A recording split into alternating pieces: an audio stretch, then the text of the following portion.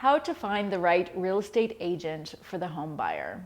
One of the first things that I say is to take a look to see if they have any contracts under their belt. Now, if there's a new agent who doesn't have any contracts under the belt, they may have a mentor.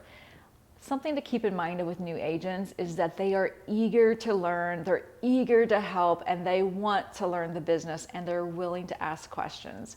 So just because they're a new agent doesn't mean that you need to discount them or ignore them. Sometimes they can be even as great as experienced agents. Something else is to find an agent who listens to you, that demonstrates that they understand your needs and desires. Also, somebody who resonates with you, somebody that you feel that you connect to, that you can communicate to, and that you feel safe with and trust. The home buying process, it involves a lot of personal details, so you want somebody that you know that you can feel safe with and trust. You also want somebody who communicates with you. There's nothing worse than you being excited and eager to find your new home and you just hear crickets. Now, it does take a lot, and it is very time consuming sometimes to find the right home and do the research. But an agent who you don't hear from in days or a week, they may not be the best candidate for you, especially if you are on a timeline or you are eager and excited. You don't want somebody to deplete your excitement. You also want somebody who's going to work with you in your criteria.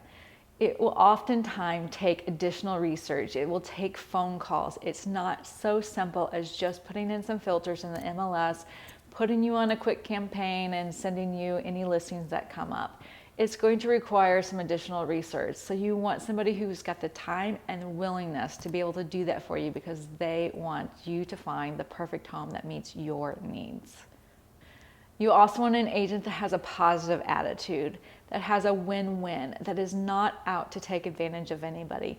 Not you, not the other parties, not the other agent. You want somebody who understands and respects all parties, because that in the end is when the transaction works really smoothly, really great, and eliminates some of the added stress of the home buying process and puts you at peace. You'll also want them to be able to work with the cooperating agent. Sometimes agents don't necessarily want to work nice with each other. They want to protect their client, and rightly so. But sometimes it requires both parties to compromise, to come together, to work together and find solutions. And so you want that agent who's going to be a team player with the cooperating agent so you can get things done. That's also going to communicate with you and educate you through the process and what's going to be done and give you options on how to handle things, because there's no one way to do everything. There's always a plethora of options. And so you want somebody who's been experienced to know some options, or somebody who is at least is willing to ask the right questions and be able to work with other people to be able to accomplish those things. There are agents who will require you to sign a contract to work with them. That is their choice. I, however, like loyalty agreements. I like a loyalty agreement that outlines and identifies the responsibilities of both the agent as well as the client. This is so that you know what they're doing for you and what your responsibility and your loyalty is to them. The home buying process, the search process is very time consuming.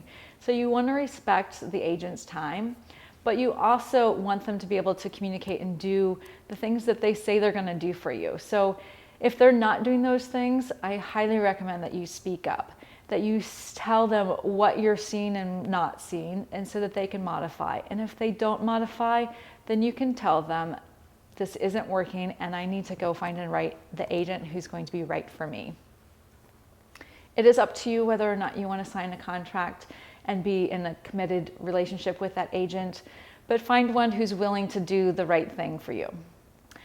I recommend that you talk to at least 2 to 3 agents before you make a decision, because once you make that decision, it is a commitment on both parts. So maybe have a criteria list of what you're looking for in an agent. You may know by gut, but at least talk to 2 or 3 agents so that you can be clear that the right agent that you're working with is the right one for you. Thank you for watching the video today. If you enjoyed and want to watch more, be sure to click subscribe and ring the bell and check out videos over here. And I look forward to seeing you next week.